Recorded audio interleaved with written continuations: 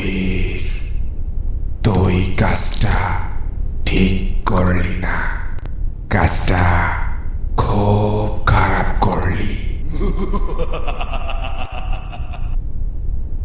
আসসালামু আলাইকুম, welcome back. Episode 8-এ সকলকে স্বাগত। আশা করি সকলে অনেক ভালো আছো। আজ অনেক দিন পর একটা ঘটনা নিয়ে তোমাদের সামনে হাজির হয়েছি। আজকের ঘটনাটি বেশ ভয়ঙ্কর একটি ঘটনা। শুরু থেকে শেষ পর্যন্ত অবশ্যই ভিডিওর সঙ্গে থাকবে ইনশাআল্লাহ। ভিডিওটি ভালো লাগলে অবশ্যই লাইক করবে, কমেন্ট করবে এবং চ্যানেলটি সাবস্ক্রাইব করবে এবং বন্ধুদের সাথে বেশি বেশি শেয়ার করবে। তোমরা চাইলে তোমাদের ঘটনা বা তোমার পরিচিত কারো বাস্তব ভৌতিক ঘটনা থাকলে আমাদের পাঠাতে পারো। চাইলে মেইল করতে পারো অথবা ফেসবুক পেজের ইনবক্সে পাঠাতে পারো। দুটো ঠিকানাই পেয়ে যাবে চ্যানেল ডেসক্রিপশনে। আমাদের এই প্রচারিত ঘটনাগুলো শুধুমাত্র বিনোদন ও গল্প বলার উদ্দেশ্যেই উপস্থাপন করা হয়। এগুলো কোনো কুসংস্কার ছড়ানোর জন্য নয় এবং কাউকে ভয় দেখানো বা বিভ্রান্ত করার উদ্দেশ্যও আমাদের নেই। সচেতন ও বুদ্ধিমান দর্শকের প্রতি অনুরোধ, এগুলোকে কেবল এন্টারটেইনমেন্ট হিসেবেই দেখবেন। আজকের ঘটনাটি একটি তান্ত্রিক ও ব্ল্যাক ম্যাজিক সংক্রান্ত ঘটনা। এই ঘটনাটি আমি যেভাবে শুনেছি ঠিক সেইভাবেই তোমাদের বলার চেষ্টা করছি। ঘটনাটি আমি যার থেকে শুনেছি এটি তার দাদার সঙ্গে ঘটে যাওয়া একটি ঘটনা। তো দেরি না করে ঘটনার দিকে চলে যাই। আমার দাদুর একটি সিগারেটের দোকান ছিল। দাদুর দোকানের সামনে একটা মুচি বসতেন, যিনি জুতা সেলাই করতেন। তিনি প্রায়ই দাদুর দোকান থেকে সিগারেট নিতেন। মোটামুটি দাদুর সঙ্গে তার ভালো সম্পর্কই ছিল।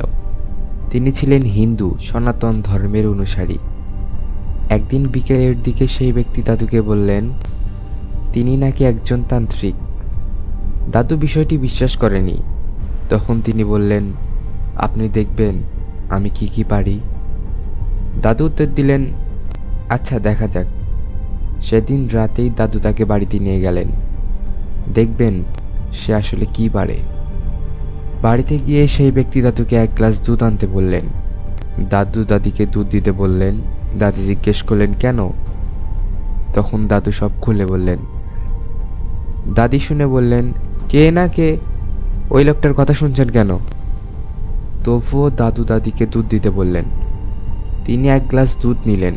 কিছুক্ষণের মধ্যেই সেই এক গ্লাস দুধ 4 গ্লাসে পরিণত করলেন। সবাই বিস্মিত হয়ে গেল। তিনি বললেন, দুধ খেয়ে ফেলুন, কোনো সমস্যা নেই। কিন্তু কেউ খেলো না। শেষে দাদু একাই 4 গ্লাস দুধ খেলেন। এরপর দাদি দাদুকে বললেন, এই লোকটা আমার কাছে ভালো লাগছে না, আপনি ওনাকে বের করে দিন।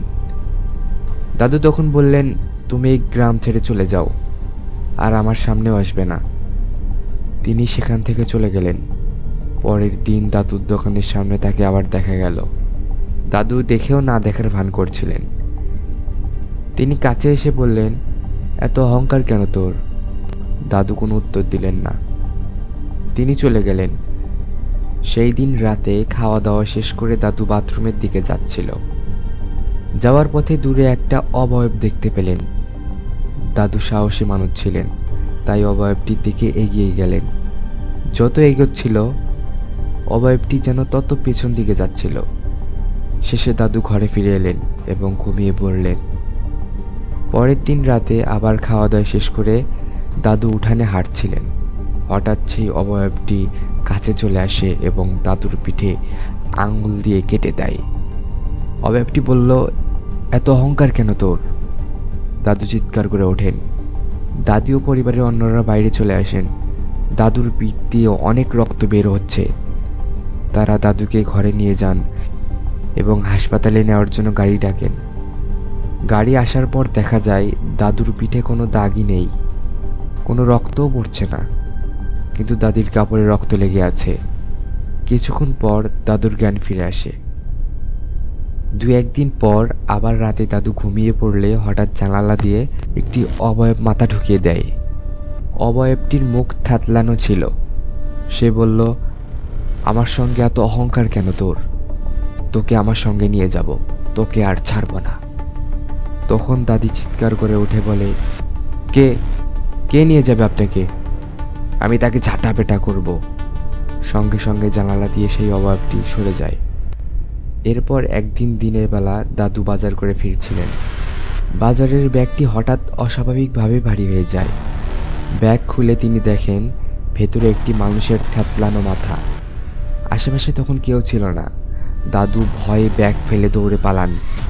কিছুক্ষণ পর আবার ফিরে এসে দেখেন ব্যাগটি পড়ে আছে এবং ভিতরে যেমন বাজার ছিল ঠিক তেমনই রয়েছে। আরেকদিন দাদু শ্মশানের পাশ দিয়ে যাচ্ছিলেন। হঠাৎ তার শরীর ভারী হয়ে আসে এবং তিনি জ্ঞান হারান। পাশের লোকজন তাকে বাড়িতে পৌঁছে দেয়। এরপর থেকে দাদুর আচরণ ধীরে ধীরে বদলাতে থাকে। খাওয়া দাওয়া, হাঁটা চলা সব কিছুই যেন অস্বাভাবিক।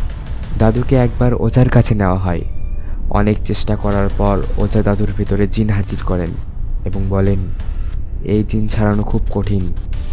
কেউ একজন তাকে মারার উদ্দেশ্যে এই জিন পাঠিয়েছে। দাদি কান্না জড়িত কণ্ঠে বলেন, যা লাগে করুন, শুধু ওনাকে বাঁচান। ওঝা বলেন তার কিছু সময় প্রয়োজন। 2 দিন পর আবার সেখানে যাওয়ার প্রস্তুতি নেওয়া হয়। এই সময়ের মধ্যে দাদুর অবস্থা আরও খারাপ হয়ে যায়। তান্ত্রিক জিজ্ঞেস করেন দাদুর সঙ্গে কারো শত্রুতা ছিল কি না। তখন দাদি দুধের ঘটনার কথা জানান। তখন তান্ত্রিক বুঝতে পারেন এই কাজটি সেই জুতা সেলাই করা লোকটির। পরের দিনের মধ্যেই দাদুর অবস্থা এতটাই খারাপ হয় যে তিনি বিছানা থেকে উঠতে পারেন না, এমনকি কথা বলতে পারেন না। ওঝাকে বাড়িতে আনতে আনতেই দাদু মারা যান। পরে তদন্তে জুতা সেলাই করা লোকটির সম্পৃক্ততার প্রমাণ পাওয়া যায় এবং তাকে পুলিশে দেওয়া হয়।